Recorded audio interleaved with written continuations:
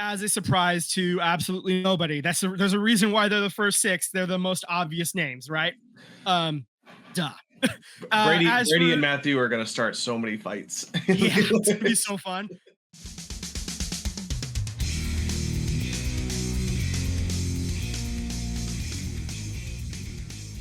The cup date, man. We game 3, game 4, game 5.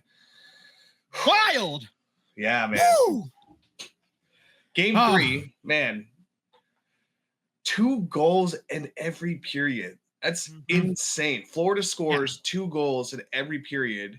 They rout that game 6-1. Never close. Never a doubt in that one. Yeah. Edmonton had no chance. So then game 4 rolls around. Jeez Louise. Florida jumps out 3-goal lead in the first period. Then Edmonton said, I could do that too. Hold my beer. They tied in the second period. Our good old boy, Jake Wallman, former Sharks here, gave Edmonton. Friend. Yeah, he gave Edmonton the lead within 6 minutes remaining of the game. Then old Sam Reinhart ties it with 20 seconds left. And in overtime, Leon, I don't know his last name, Draisaitl. Leon Draisaitl. Okay. For Edmonton, and Edmonton gets the win 5-4 on Thursday. So game 5 rolls around. Brad Marchand scores 2 goals. Florida jumps out to a 3-goal lead and never let Edmonton get any closer than the 2-goal separation there. So Florida wins it here 5-2, and they can close out the series on Thursday. So we could on Tuesday. On Tuesday, I'm sorry. We could see you and I agreed that we're not going to root for Edmonton. So we could see Florida win this on Tuesday here. So tomorrow. And if Edmonton staves off elimination on Tuesday, they'll host Game 7 on Friday. So that gets really interesting. If Florida doesn't close it out in Game 6, then it gets real dicey.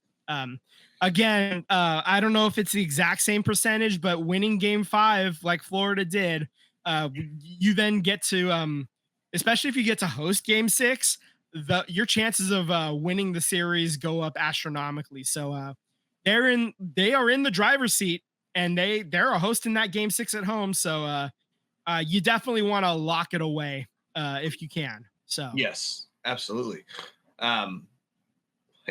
Awards are out, huh? Yeah, it is award season. Okay, so unfortunately, Macklin Celebrini loses the Calder Cup, the Calder Trophy, to Lane Hutson of Montreal, the defenseman, and Dustin Wolf was the goalie in Calgary. He was the other finalist for that. Local boy, Dustin Wolf. Yeah, unfortunate. But when you look at it on a points per game basis, Macklin Celebrini was had the better points per game and everything, but just sheer counting numbers, Lane Hutson had slightly higher numbers. And if Macklin hadn't been injured to start the year, hadn't missed those 10 or 12 games at the start, we'd be having a different discussion here. But the Sharks get screwed again out of another Calder Trophy. Unfortunate, but we move on, and we'll just have to settle for Hart trophies and Stanley Cup Finals trophies going forward. That will be our recompense going forward. That's how we will that's how we'll settle this score.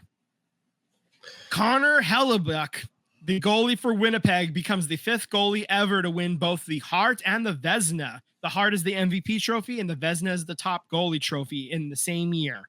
Okay, so that's fun. That's a fun fact. The LA Kings center Anze Kopitar wins the Lady Byng Trophy for the 3rd time in his career after taking just 2 minor penalties in 81 games this past season. He also won it in 2016 and 2023, and the Lady Byng Award is it's awarded annually to the player who, quote, exhibited the best type of sportsmanship and gentlemanly conduct combined with a high standard of playing ability, as voted on by the Professional Hockey Writers Association. For those of you, like Patrick Marleau is a Lady Byng type of player, like a guy that doesn't take a lot of penalties and plays gets a lot of goals and like a lot of that kind of stuff. I think Macklin's going to be the same way. Macklin's going to be that type of guy. Macklin probably is going to win a couple of Lady Bings in his career as well. That's the kind of that's what we're looking at. So Andrei Kopitar, he earned it, man. You only take 2 minors the entire season, 81 games. Yeah, stick task for that guy. Colorado defenseman Cale Makar won his 2nd Norris Trophy, league's top defenseman. That's the Norris Trophy. He also won it in 2022. That was also the year that the Avalanche won the Stanley Cup. Washington head coach Spencer Carberry wins the Jack Adams Trophy as the league's best head coach. Alex Ovechkin and the Capitals team that finished as the top of the East when they were expected to be a fringe playoff team kind of helped make that happen for the 2nd-year head coach. Columbus Blue Jackets center Sean Monahan has been awarded the 2025 Bill Masterton Memorial Trophy. This award honors Monahan as the, quote, player who best exemplifies the qualities of perseverance, sportsmanship, and dedication to hockey, as voted on by the Professional Hockey Writers Association. And he was basically like he came to Columbus to play with his best friend, Johnny Gaudreau. And after taking some time off, he comes back after the horribleness that happened with Johnny Gaudreau and his brother in the offseason. He comes back, has a hell of a season, and Columbus almost makes the playoffs. They fall just short, but they certainly made a run out of it, and a hell of an effort. And Sean Monahan certainly had a huge say in that as well. So.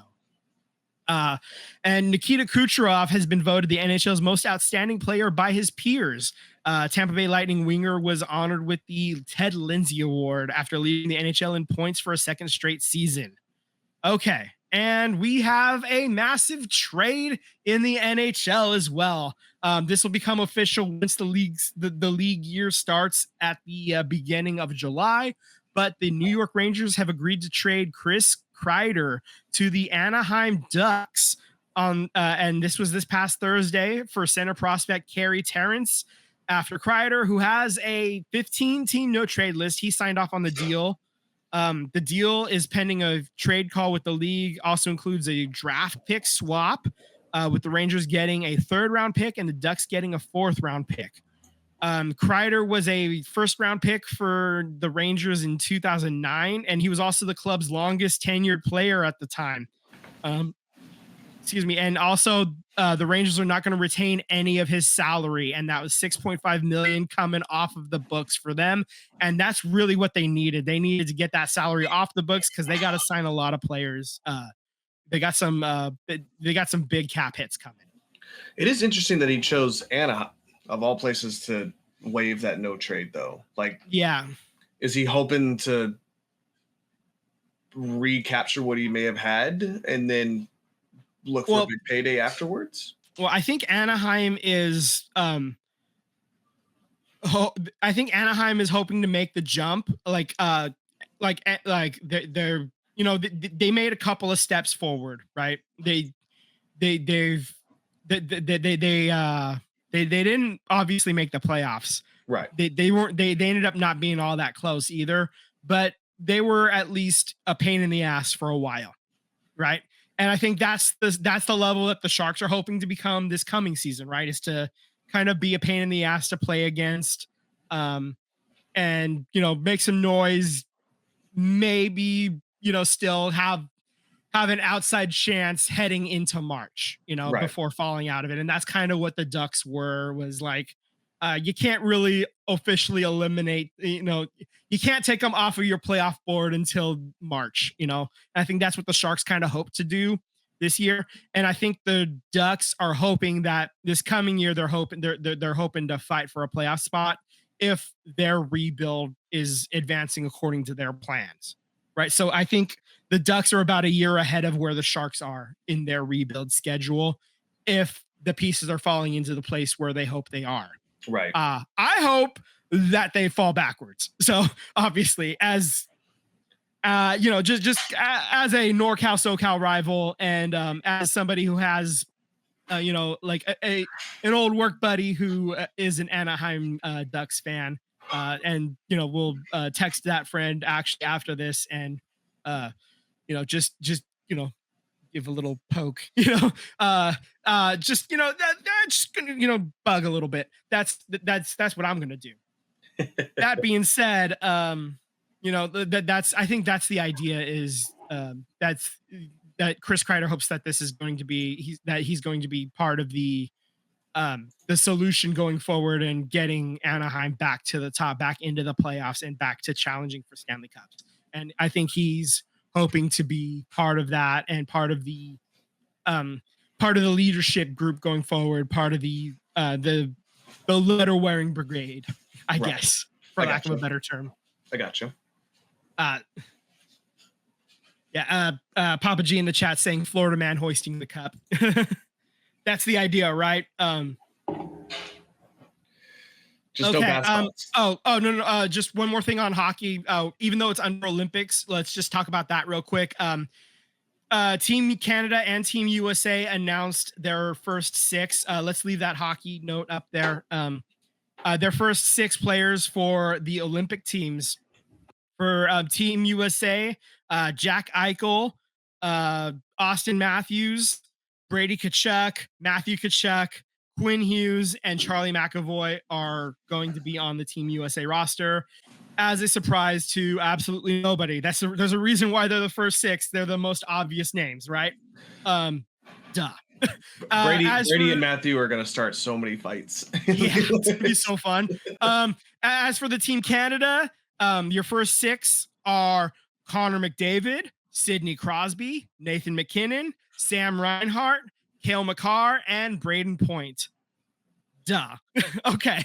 Macklin Celebrini kind of has an outside shot of making this Team Canada roster. So, man. Like he's kind of on the bubble. He'll be 19. So he'll be real young. Like that's why he's on the bubble. But like skill wise, he's right there. He's gonna be in the mix. It might happen. It might happen. It would not surprise me if it does. Like, especially the way that him and Sid, they played together in the World Championships this past month over in Europe, and they had a connection, man, and they were they played really well together, and that might help. It certainly didn't hurt his chances. So you never know, and I think that you know what? Screw it. I'm calling it right now. He's making the team. He's making it. I think he will make it, honestly, because not just Sid the Kid, but Connor McDavid too was vouching for him. So I mean, he had a lot of Canadian players in this last World Championship that I think they're gonna stick their neck out for him to make the roster. Yeah. It's about 6 months early. I'm calling it 6 months early. Macklin Celebrini is gonna be on the Team Canada roster. So there you are. Book it.